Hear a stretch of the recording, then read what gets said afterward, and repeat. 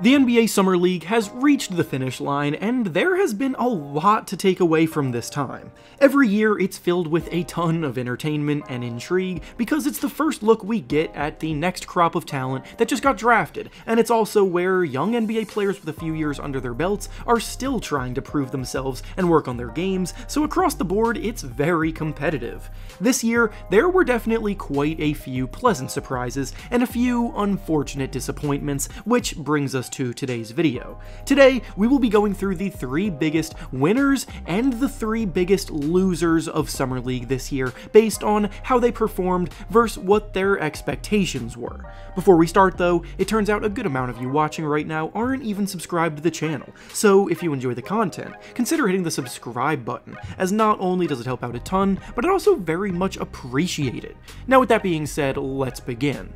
Starting with our first big winner of the Summer League season this year, we have Sheppard of the Houston Rockets. Sheppard had a ridiculously productive and efficient season at Kentucky last season, but he was coming off of the bench and wouldn't necessarily go out of his way to take too many risks throughout the year, so we were all interested in seeing him in more of a leading role this summer, and he answered the call and took things even further than anyone could have anticipated. As has become a recurring theme with Kentucky guards being drafted, Sheppard showed off his entire arsenal as a player this summer and legitimately looks like a potential star in the making. He averaged about 20 points, 5 assists, and 5 rebounds per game, shooting 50% from the field. He demonstrated his advanced understanding of patience and vision on offense, masterfully orchestrating things and getting to his spots, and what may be most important of all is how well he did on the defensive end, proving he's not someone who will be taken advantage of on that end,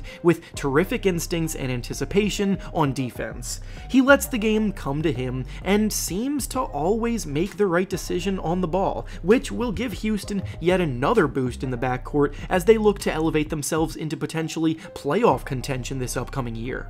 Now over to the first loser of the Summer League this year, we have Alex Sarr of the Washington Wizards. Sarr was the number 2 pick in the draft this year, and for most of the pre-draft process, many viewed him as the number 1 pick potentially, so he was coming into this event with pretty lofty expectations. He's a 7-footer coming from France who has been scouted as a versatile big man who can play inside and out, anchor a defense at an elite level, run the floor, and even shoot it with confidence from 3. For Sarr to then play 4 games and finish his Summer League campaign averaging 5.5 points per game, shooting the ball an abysmal 19% from the field and 11% from 3 as a center is incredibly worrying, and while you obviously have to take Summer League with a grain of salt, struggles like that are simply too glaring to completely ignore. His shot selection left many scratching their heads, he struggled with physicality inside,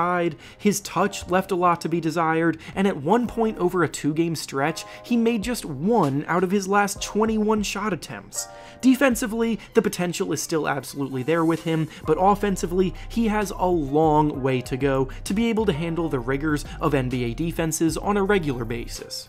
Now back over to our next winner of the Summer League, we have Dalton Knecht of the Los Angeles Lakers. Knecht was billed as one of the purest scoring talents in the class, and that only got further emphasized during his impressive March Madness campaign, so most viewed him as easy lottery talent and realistically potentially top 10 talent on draft night, but on draft night, he inexplicably slipped down the draft board and fell into the Lakers' hands, and now they could not be happier with that outcome. Knecht was one of the Summer League's leading scorers this year, putting up about 21 points per game, and he just makes it look so easy when he gets his shot off from all 3 levels. He's a high-volume 3-point shooter who took about 8 threes per game in Summer League this year, and he knocked them down at an impressive 39% clip, doing so both off the catch and off the dribble. But then, he's so much more than just a 3-point shooter too, being able to attack the basket and put his athleticism on display with some strong finishes above the rim. The Lakers didn't necessarily do much in terms of roster construction this year, but are in need of a boost off the bench, so he'll have an opportunity to play real minutes immediately, and I believe he can be another scoring threat that can make a real impact for them.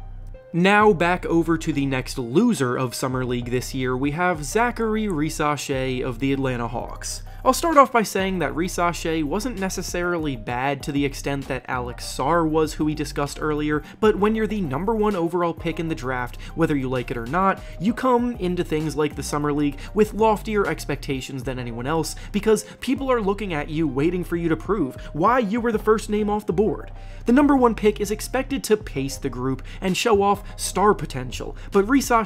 looked somewhat underwhelming and more like an average role player than a lot of his fellow classmates. In 2 Summer League games, he averaged just 14 points and 5 rebounds per game, but he also shot a disappointing 39% from the field and 25% from 3, so he struggled to get his shot to fall at a reasonable rate. He's more of an off-ball talent that should excel in a 3-and-D role in the future, but in these games, he went stretches where it felt like he was invisible. He's by no means a lock to be a stud in the future like a #1 pick is supposed to be, and with all of that taken into account, it's hard not to put him on this list today. And now for the final big winner of the Summer League this year, we have the crop of second-year players that chose to play and work on their games, which brought quite a bit of success. Starting with Julian Strawther, who didn't get much time off the bench for the Denver Nuggets as a rookie last year, but now, with how thin their bench is, he's going to have an opportunity to earn consistent minutes, and he went out in Summer League this year and led the event in scoring, including putting up a 32-point game and overall averaged about 29 points. Jaime Jaquez of the Miami Heat was the second leading scorer of the Summer League this year, looking to take another big leap off of the bench for the Miami Heat as a fundamentally sound scoring threat after a strong rookie season 2. Brandon Miller of the Hornets only played 1 game this summer, but looked like a man amongst boys when he was out there in that time, which is always what you want to see from a second-year guy in Summer League. And even Jordan Miller, who was just a second-round pick in 2023, who only played 8 games as a rookie last year, has come into Summer League and was the 3rd leading scorer of the event, putting up about 25 points per game for the Clippers. It's always promising to see second-year players looking too good for the Summer League, and the class of 2023 was doing just that.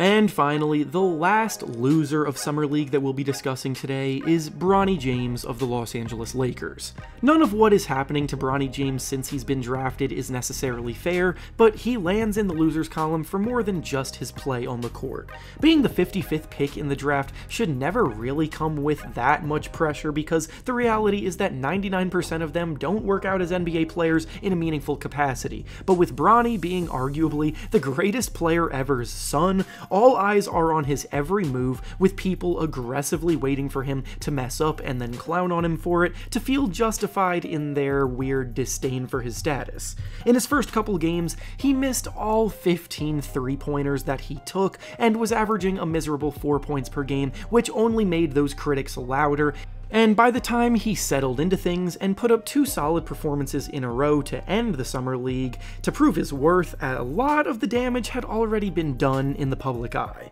What this time proved is that Bronny James is going to be the most overanalyzed 55th pick of all time, which could end in disaster. And with that being said, that's all I have for you today. Make sure to like the video, subscribe to the channel, and comment down below what stood out to you the most during Summer League this year. Thanks for watching, and I'll see you all next time.